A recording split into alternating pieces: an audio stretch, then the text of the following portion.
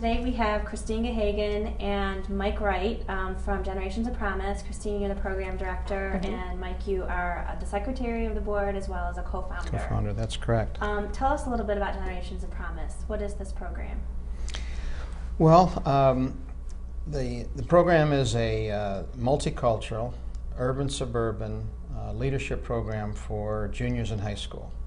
And our basic mission is to create a community of young leaders who celebrate diversity and who are willing to commit to the elimination of discrimination throughout the metropolitan Detroit community. And we have found that our most effective way of achieving that mission is by bringing young people together who come from varying urban, suburban, ethnic, cultural, religious backgrounds, and by engaging them in kind of a problem-solving process which focuses on learning more about metropolitan Detroit, they discover from one another how much they actually really have in common. And it builds a bond that allows them then to create really a very engaging community of young leaders who we hope will then commit to building their careers in metropolitan Detroit and addressing issues of diversity. So if we're going to talk about nuts and bolts of the program, it's essentially that once this class of students is engaged, they participate in a 10-month experience. So they would start as a class of 60 students going to a summer orientation retreat, and then monthly field trips throughout the school year, all the way through until a graduation ceremony in May. And then in the middle of that, they participate in a school exchange experience where they would choose a counterpart from a school that represents a very different community from where they experience on a regular basis, and then be in that school environment for a day. So all in all, it's over 120 hours of experiences together. And how are students chosen for the program, or how do they find out about the program? Well, we have found that one of the best ways to find the right students that we're after is by focusing on schools that serve diverse communities. And we make sure that about 1/3 of our participating schools are based in the city of Detroit, and then the others throughout Wayne, Oakland, Macomb County. And for example, Dearborn Fortson, which serves the Arabic community. Warren Fitzgerald, which is more of a white middle class, although also serving an immigrant community. And Cranbrook, which really draws its students from all over the metropolitan area, higher level economically. And then Allen Park, probably middle class from an economic perspective. And actually, I'll pause on that because Allen Park is a school that we're not working with right now. So I want to make sure that Allen Park's out of that. I'm glad. When did we lose them?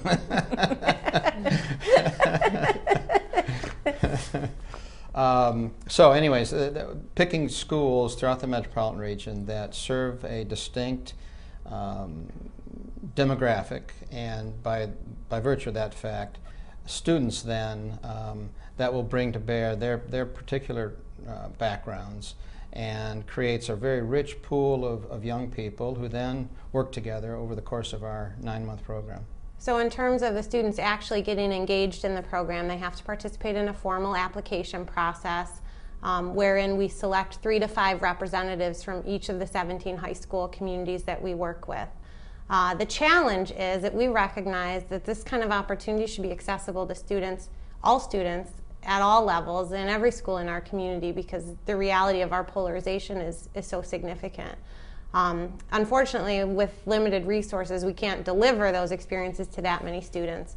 So what we do is we select 3 to 5 representatives from each of those schools, trying to choose students that have some leadership potential or capability so that they can take the learning back to their school and deliver it to the larger student body. That's interesting.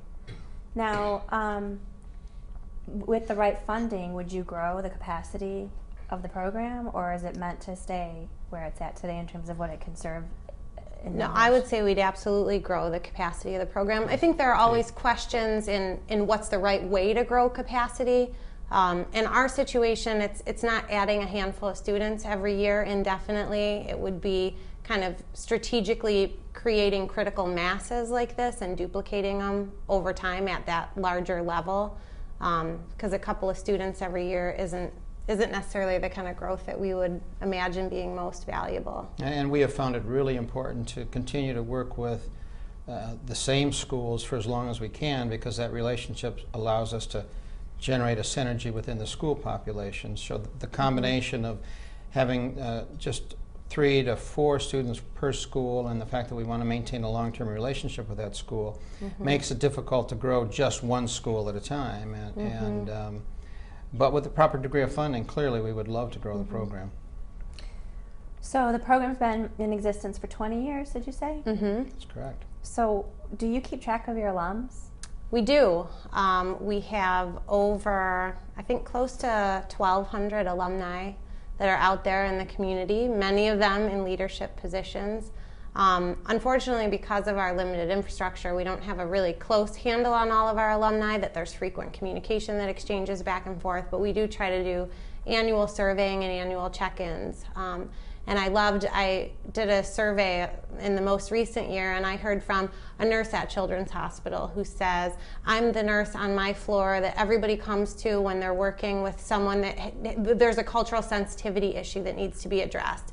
And I think it's so funny because I'm directly attributing the knowledge I have and how to approach the issue from the experiences I had being immersed in the Generation of Promise environment.